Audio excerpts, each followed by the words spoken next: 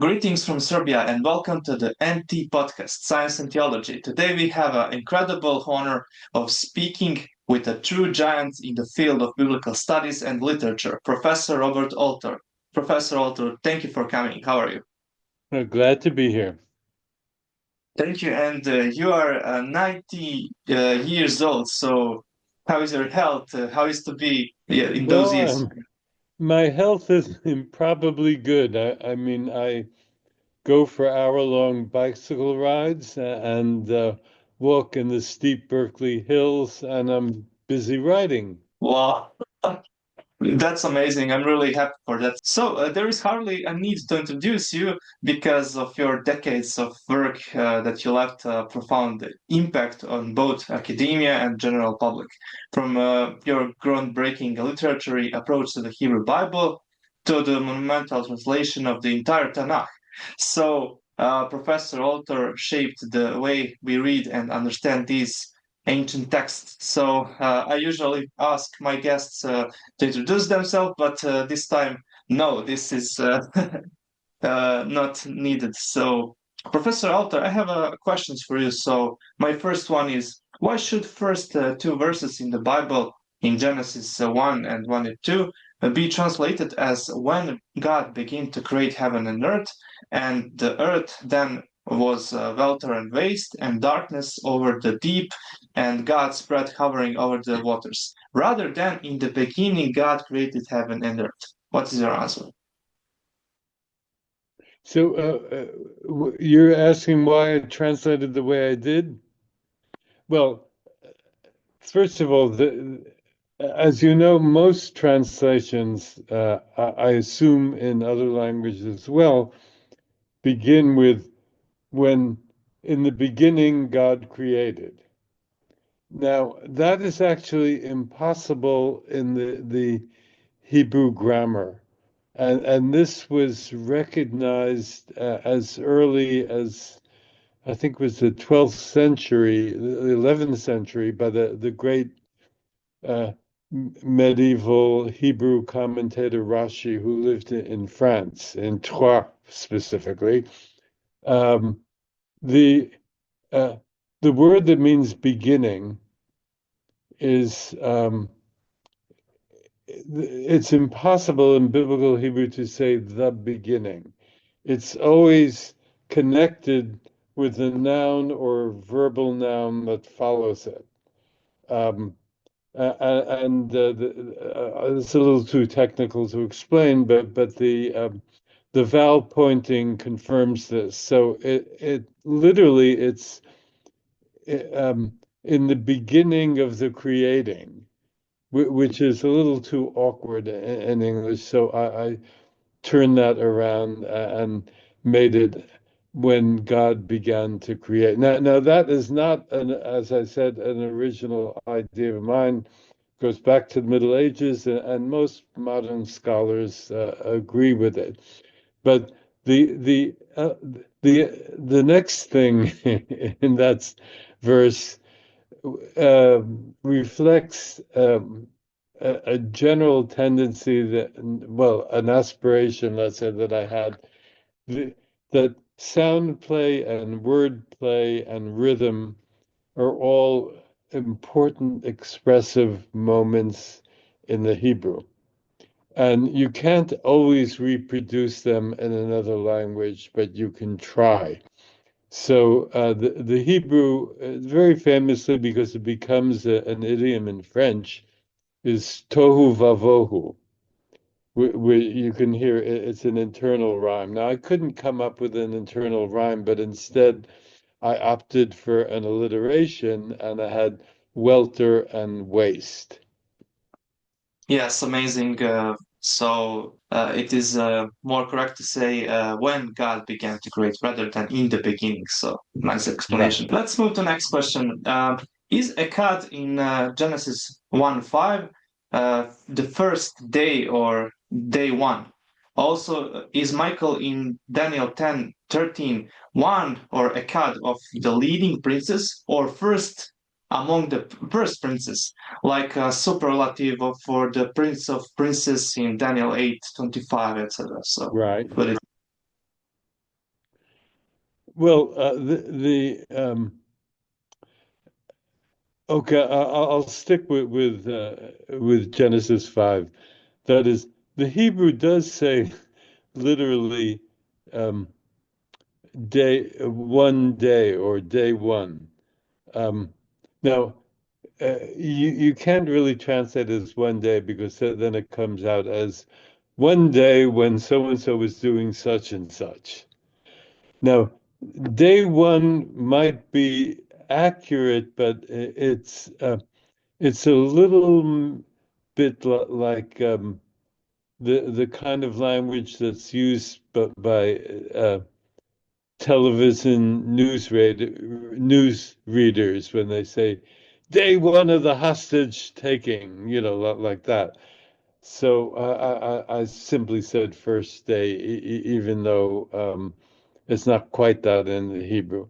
And let me say this about translating in general, that you have to make compromises all the time because the structure of the two languages is very different. And it's more different. Say, I've done a little bit of translating from French and modern Hebrew, and there the gap between the two languages is felt, but it's not as extreme because we're talking about uh, a language that was written, let's say, 2,600 years ago, and the language that's written today. So, well, I'll give you another example. In my translation, Adam doesn't exist. Why doesn't he exist? Because it's not a name. He's always referred to in the Hebrew as Ha-Adam, that is the Adam or the Adam. The Adam. Now, Adam means person or it means human being. So how do you do that in English? I translated it as the human, but that's a kind of not entirely happy compromise. Why? Because it sounds a little bit like something out of a science fiction narrative. That is, the aliens step out of their spaceship and they look down the road and they say, "There is the human coming toward us." But I felt that to be faithful for the Hebrew, I had to do that. Sorry for asking, but do you see any difference between the Adam in the second chapter of Genesis and Adam in third and so forth? Because is there an article or something? Do you see any difference? There's a definite article all through the first chapters of Genesis, and so it can't be rendered as Adam. It has to be the human. Also, here's another tricky thing. Um, Grammatically, the Hebrew Adam is masculine. That is, all nouns in the Hebrew language are either masculine or feminine. There is no neutral gender. Um, but although it's grammatically masculine, it really embraces both or encompasses, let's say, both genders. How do I know this? We have the verse again in the beginning of Genesis. Um, uh,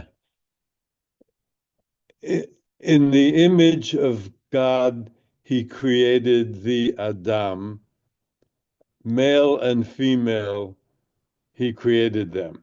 So uh, Adam, though grammatically masculine, encompasses male and female. Wow, that's groundbreaking. But in 26th verse, we don't see any article, right? Yeah, this is just a second, Yeah, no problem. 26 in chapter 1. Yeah, 26.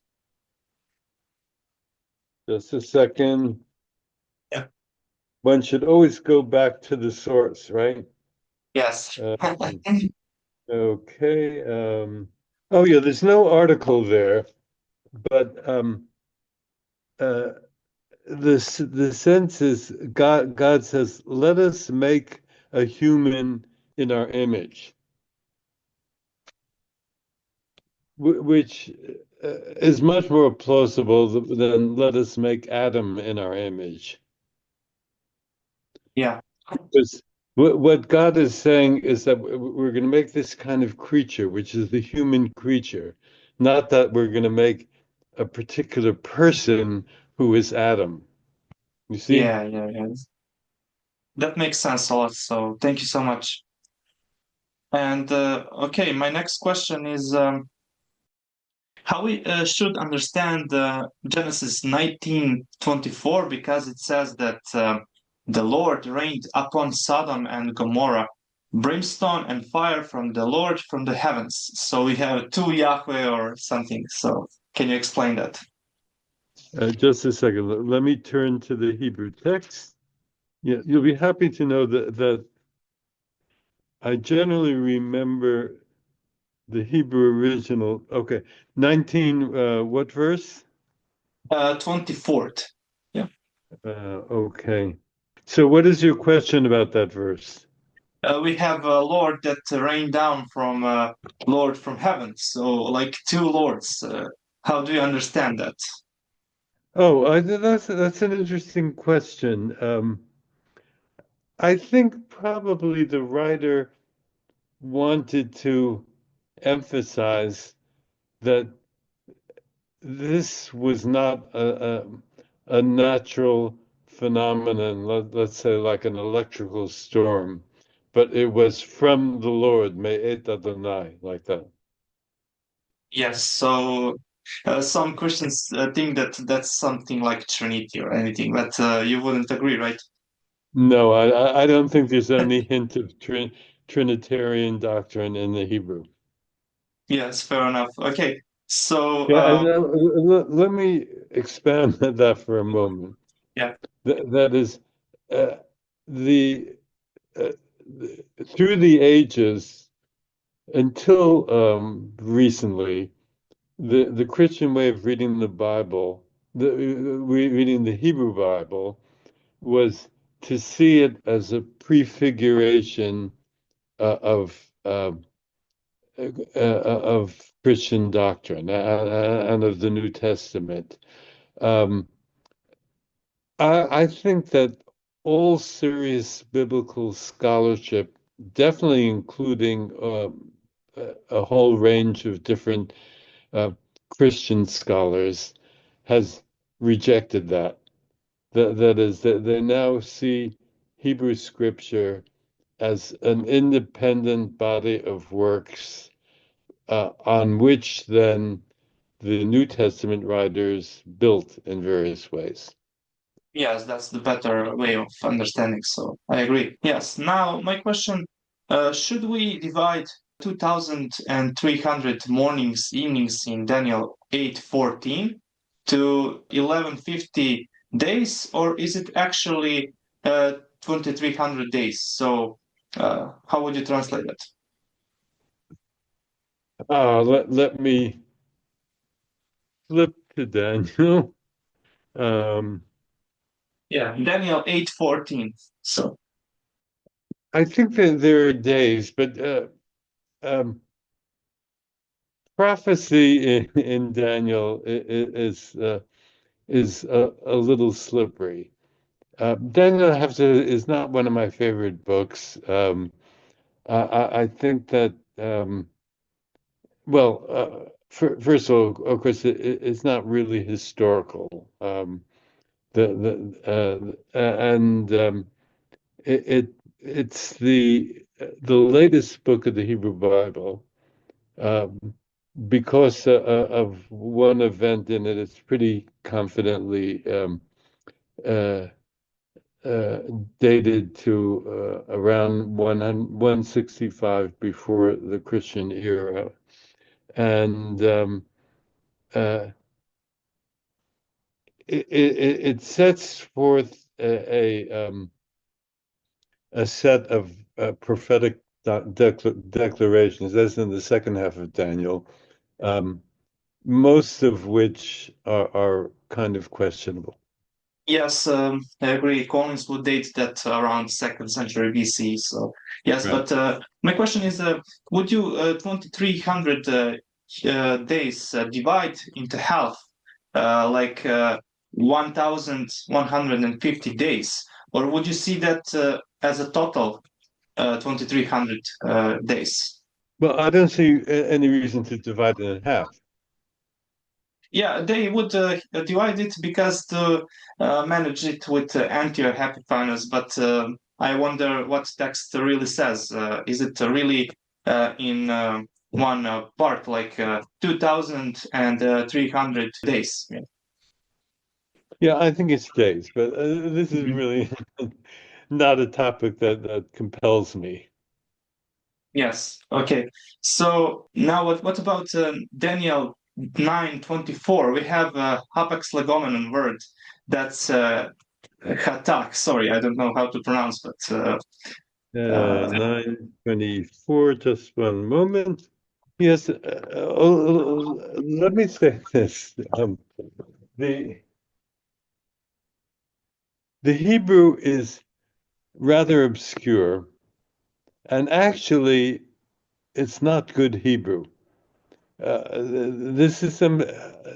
I ran this conclusion by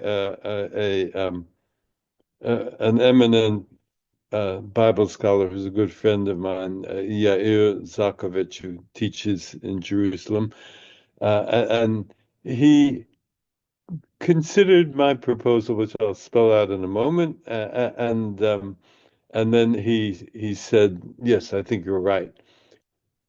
That is, the author, or there probably is more than one. The author of Daniel was fluent in Aramaic, which by the second century BCE had pretty much taken over from Hebrew in the population of Palestine. His Hebrew was shaky. That is, there are words that are used in a sense that never occurs in earlier texts. The syntax is often murky, and I think that as a result, it's often hard to make out what the writer meant. That's my general sense of the second half of Daniel, the non-Aramaic part of Daniel, and for that reason, I really can't do a lot with Daniel. yes, I understand. What is the name of scholar? I didn't heard well. It's Yeah. Yair, that's his first name, Zakovich, Z-A-K, etc. Oh, okay, okay. Thank He's a very fine scholar. you. Mhm. So I just wonder, can you just, and we will finish with Daniel because I see you don't like that very much, but can you just comment briefly? Would you see 70 weeks and 2300 days as maybe symbolic, larger and a longer period, or rather literally? What do you think? Well, I think that the Hebrew writer in Daniel is juggling numbers in order to make his prophecies impressive. I wouldn't do much more with it than that. Yes, okay. Thank you so much. So let's now talk about other topic. Do you notice that the language of the Torah is the same language, standard biblical Hebrew, as scholars would say, as in the books of Samuel? Ah, well, now, of course, there's more than one language in the Torah. That is more than one kind of Hebrew. Um, that is, the Hebrew of Deuteronomy is quite different from what precedes it. And even I would say that the Hebrew of the priestly source is not altogether like the other two main sources, the so-called E source and the J source. But it seems to me that well, first of all, I don't see a lot of stylistic difference between E and J. There are certain terminological differences. For example, in the Joseph story, the two sources use two different words for camel pack.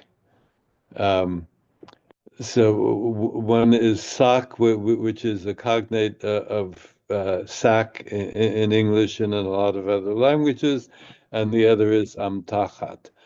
Um, but stylistically, they're very close. And I think that stylistic continuity is also visible in Samuel. Yes, thank you so much. And what do you think about this? Because you accept the documentary hypothesis, but you have also expressed that when reading narratives, one should not separate them into sources, as this diminishes the beauty and artistry of the text. Could you tell us something more about that? Okay, well, I'm of two minds about this, actually, although in that quote I sound like I'm of one mind. The, that is, there are ways in which the different sources have been um, blended by the redactor so that they work together nicely. Then there are other points where there's really a glitch, a disjunction between the two sources. For example, in the story of the rebellion of Korach, um, the, uh, there are elements that just can't be reconciled. That is uh, in one version, the rebels are consumed by fire, and another one, they're swallowed up by the earth. And you can't have both of them. So at times it seems that sources were spliced together in a mechanical way, and at other times that they work together. Thank you again. And what do you think about view of Dr. Gary Ransburg? Because he sees that as a connected narrative. He says N source like a narrative because he don't believe you can see J and E source, but rather one narrative that someone writing 10th century in the time of Solomon, let's say. So, what do you think about that theory? Well, even though I'm inclined to look for continuities, um, I don't think you can overstate them quite that way. Yes, but what if we see in general picture like that, but we have some exceptions that there are contradictions and things that don't match with other things, but in general, we see some flowing narrative? Would you say that? Well, I don't know. There often, well, sometimes there are big contradictions, as in my example from the rebellion of Korach. Um, on the other hand, there are small contradictions that don't seem to really impede the narrative flow. For example, the Joseph story, and probably most readers feel that this is a great piece of narrative from beginning to end. So, quite famously, um, in in one verse, the brothers are selling Joseph to Ishmaelites, and in another verse, they're selling him to Midianites, and they're not the same people. So one just shrugs and continues reading the narrative and following the narrative momentum. Yes, okay. So we have a scholar like Zion Zavet. He is from Berkeley, and he dates P source to 10th century BCE. What do you think? Is it possible to date in that period, or what? how to Oh say. yes, yeah, yeah. He was a student at Berkeley. He doesn't. Well, I, look, dating of biblical sources is a very tricky business, and scholars have spent their entire career debating when to date. I mean, it goes to the opposite extreme. That is, there are scholars who claim that all this was composed in the Babylonian exile or even in the Persian period. Uh, I think that the 10th century BCE is probably too early. That is, most scholars would think it has to be a century or two later.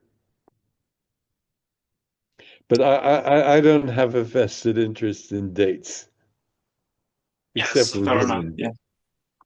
But do you think, is it a fringe to think that all Torah, like Daniel Block would say, or Benjamin Kilgore, they would date uh, all Torah P, D, and non-P sources in 10th century? Is it a fringe opinion, or what do you think about that? Is it possible, let's say? No, I think that's too early. Yeah, okay, fair enough. So let me ask you about Genesis. How do you see text from creation? Is it the poetry or something else? What do you think? Well, the creation story is is not poetry. I mean, um, I think there are clear markers of what constitutes poetry in the Bible, which I could explain in a couple of sentences. That is, you have two parallel elements. There, there's a certain semantic similarity between the two, although usually the second one develops or intensifies the first. Uh, Often there is syntactic parallel between the first and the second half of the line, and uh, quite crucially, there is generally the same number of accented syllables in both halves of the line. So you don't have this in most of Genesis. What you have is occasionally there will be an inset of a line of poetry in the narrative. For example, the flood narrative begins with a line of poetry, which sounds like this in the Hebrew. I will pause in the middle of the line. Az nifkuhu uh, arubot hashamayim with four beats. Uh, Umayonot Tohom Tomot Niftachu. Well, that's 4 and 3. That's also a pattern. Then the uh, casements of the heavens opened, and the well springs of the depths burst forth. Okay, like that. So there are those little insets, but what you do have is cadence prose, um, especially I think not so much in the J narrative, but in the P narrative. There are beautiful cadences.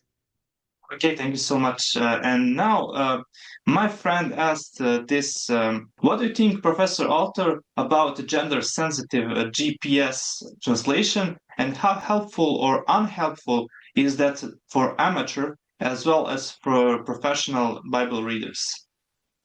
Okay, now I was asked a couple of times by audiences whether uh, I translated God as masculine. And now, let me say this. For someone who is very sensitive about gender issues and would be entirely put off by the Bible to see so much that's just masculine. I say, okay, that person can use a gender neutral translation. But that's not what the Hebrew is. The Hebrew is unambiguously patriarchal, let's say. And there's no question that every time that God is referred to, uh, it's masculine. That is Hebrew. Um, an Israeli feminist poet back in the 1960s once said that Hebrew is a sex crazy language. That is not only are pronouns gendered, but verbs are conjugated according to gender. And all that is masculine when referring to God. So I figured that I didn't want to misrepresent what the Hebrew is like. Great answer, thank you. And what is the Bible to you? How do you view it after all these years of studying it? Are you amazed by its work of literary art, or do you find it chaotic, or can you say your opinion? Oh, there may be places where it's chaotic, as I was saying about Daniel, that Daniel is often chaotic. But by and large, it is an amazing, uh, basically, it's an anthology sprawling over almost 900 years. By and large, it is a stupendous piece a stupendous literary achievement. I mean, the narrative art is extremely subtle and sophisticated and resonant and conveys a complex vision of moral predicaments and human nature and so on and so forth. And we haven't touched on the poetry, but the poetry is quite extraordinary. I think okay, obviously the Song of Songs is among the greatest pieces of love poetry in the whole Western tradition. The Job poet is a towering genius. I think one of the greatest poets in the whole Western tradition, and on and on. So, working closely over the years with the Hebrew Bible, I've come to admire it more and more for its literary achievement. Yes, and when you think about people who think that, who draw a conclusion that the Bible is inspired just by looking at its artistic literary or Well, okay. Let me tell you, Anna, but by the way, in about 4 minutes, I'm going to have to finish because I have an appointment in downtown Berkeley. yeah, okay. Um, uh, Years ago, I was giving a talk in New York and analyzing a passage, I think it was from Judges, and how everything brilliantly fits together. And a young man raised his hand and he says, isn't this proof of the divine inspiration of the Bible? And I said, well, I wish it were that easy to prove the divine inspiration of the Bible, because the kind of analysis that to which I've just subjected this story in Judges, I could also use to illuminate a passage in Flaubert.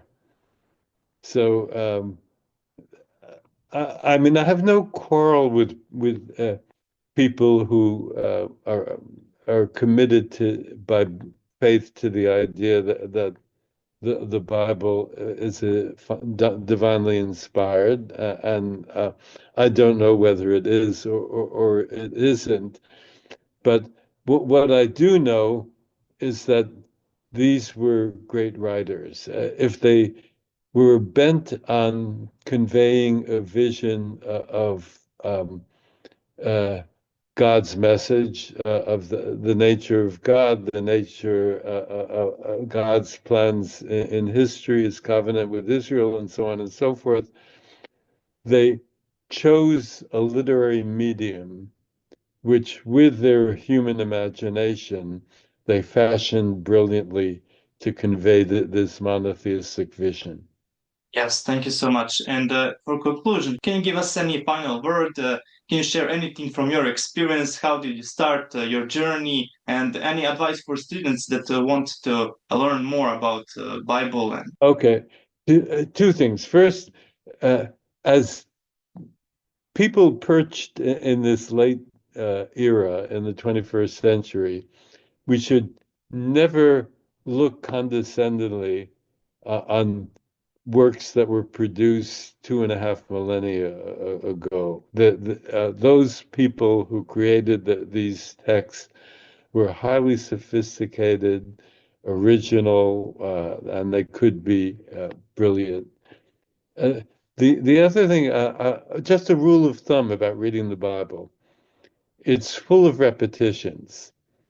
Repetitions in the poetry from the first half of the line to the second, repetitions where strings of clauses and sentences seem to be repeated.